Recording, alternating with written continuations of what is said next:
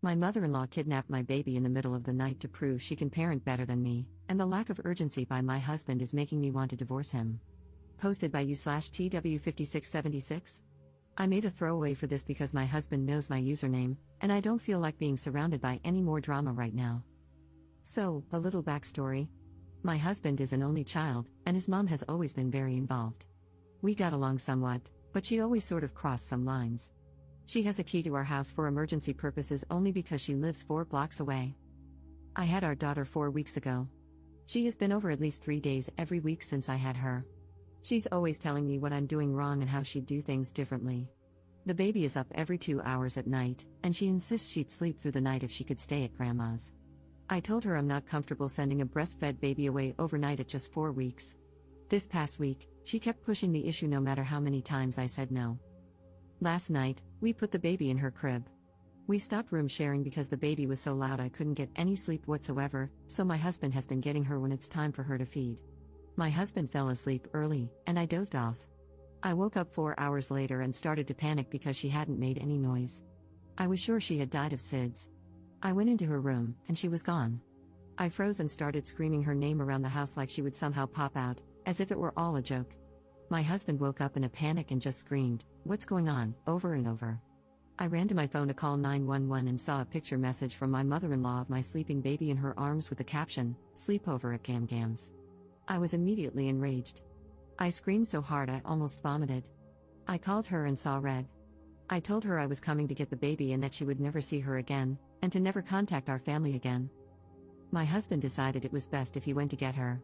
When he came back, he said his mother had let herself in to give us a break, that she was sure we'd hear the text, and she thought we would be thanking her for a night's sleep. I do not give a flying F. I hate her. I cannot forgive her for this. My husband thinks I need to calm down, that we just need to get our key back. His lack of urgency about the situation makes me want to divorce him. We have never had any issues before this, but this feels like a deal breaker to me. I already had postpartum anxiety, and now it's through the roof. I don't feel safe in my own home with my family. I hate my mother-in-law. I hate my husband. When I think about what happened, I sob uncontrollably. I can't sleep now that I know I can't protect my baby when I sleep. I can't believe I did not wake up. I feel like the biggest piece of crap mother. If any real danger had come, I would have let my daughter down. Am I overreacting for wanting a divorce or for never wanting to see my mother-in-law again? My husband and mother-in-law think it's my hormones and that I have overreacted. Am I overreacting? I just needed to talk about it with non-involved parties. I have no friends or family for hundreds of miles. Oh, and she also fed her formula while she had her, but that's the least of my worries. It still infuriates me because breastfeeding has been really hard for us. Commenter. I have a 16-month-old, and your story made me sick to my stomach. Here's what I would do. Pack a bag for me and the little one. Go to a trusted family member, friend, shelter, or hotel. Go to the police. Make sure dear husband understands that he either stands by you and your little one, or it's a divorce. She kidnapped your newborn from her crib, when you and he were at your most vulnerable, sleeping at night.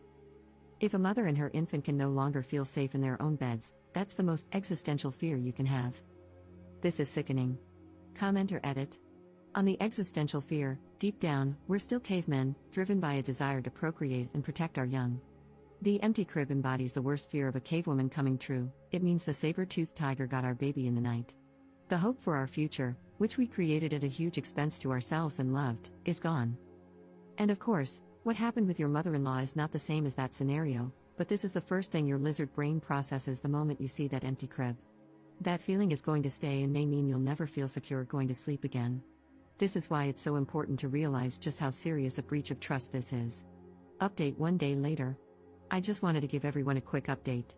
I didn't respond, but I've read every comment, and the support I've received has meant so much to me. I bawled reading them because I finally felt like someone was on my side. I called my mom late last night, and I got a hotel. I refused to tell my husband where I was going but assured him that the baby and I would be safe. My mom is disgusted by what I've been through. She's getting on a plane today to come help me. This entire experience has pushed me to the point where I need therapy, so today my first order of business is getting a therapist set up ASAP. I've decided to be alone for a while, and when I'm ready, I'll go with my husband to see if there's a chance to move past this. Right now, I still don't want to, but I also agree that I'm not in the right place to make life-changing decisions. Either way, I can never move back into that house. I don't know what my plan is beyond the next few days, but I'm just going to take it day by day for now. As for my mother-in-law, I'm going to the police today to find out how to get a restraining order. She and my husband keep saying, but she was safe. She was never in danger. I disagree. My mother-in-law is clearly not mentally capable of caring for a child. Who knows what else she would do because she feels she knows best. Thank you all so much. I can't tell you how much the support from some internet strangers has meant to me. Second update 2 weeks later. I want to thank everyone again who thought about me after my first post. These past 2 weeks have been crazy for me emotionally, but I saw the request for an update and wanted to let everyone know what was going on, even though it's been generally uneventful. I received so many messages and comments filled with support that meant so much to me. Shortly after I wrote that post, my mom arrived to help me get through my anxiety and support me. By the time she got here, I was in a hotel and still had not slept. It had been way too long without sleep, and I think the deprivation was making me feel even crazier. She came and sat with me while I slept, and it was the most helpful thing anyone could have done for me. My husband asked to talk, so I agreed to meet with him. He apologized and said he realized I was right, his mom had severely crossed a line. He admitted it was hard for him to accept that his mom did something so wrong, so in his mind, he was telling himself it wasn't that bad, and that if the baby wasn't hurt, then no harm was done. However, he wasn't considering the hurt it caused me and my sense of security. He told me he had changed the locks on the house and would support whatever I wanted to do regarding his mom. He said he was willing to cut off contact for a while but asked that I not press charges. We left it at that for the time being. I told him I'd think about what he said and keep in touch. Shortly after this happened, I received a lot of texts from his family, offering their support and apologizing for what happened. They assured me that no matter what, my baby and I are family and that we have their support. That meant so much to me. Having people finally back me up gave me some peace of mind. A few days after seeing my husband, we met up again. He brought me a letter from his mom. I considered just throwing it out, but I decided to read it. It was a very long-winded apology. She basically said that she feels sick about what she did. She admitted that if someone had done the same thing to her when her husband was young, she would have wanted them to die. She's terrified of losing me as a daughter-in-law and losing her grandchild, but she said she's going to keep her distance. She asked me to reach out if and when I am ready. I still haven't reached out to her, and I don't know if I will. I feel like her letter might be genuine, but I don't think I will ever trust her again for obvious reasons. I feel like she sees it as an easier to ask for forgiveness than permission kind of situation. I'm in a difficult place, trying to decide how to assert my authority as a mother without alienating my child from people who love them. I don't want my forgiveness to seem like weakness and, in the end, put my child in more situations like this. I've been getting help with all of this in therapy, which I've started twice a week. Right now, the general guidance I'm receiving from my therapist is to avoid making any big decisions yet, such as divorce, moving long distances, or cutting people off, so I'm taking things day by day. I make sure my husband sees our child every day. We haven't talked about the state of our marriage yet. I told him that when I'm ready, we will discuss it. He's respected that, and it's made a huge difference in the hope I have for our future. So that's really it. There haven't been any dramatic blow-ups or legal action.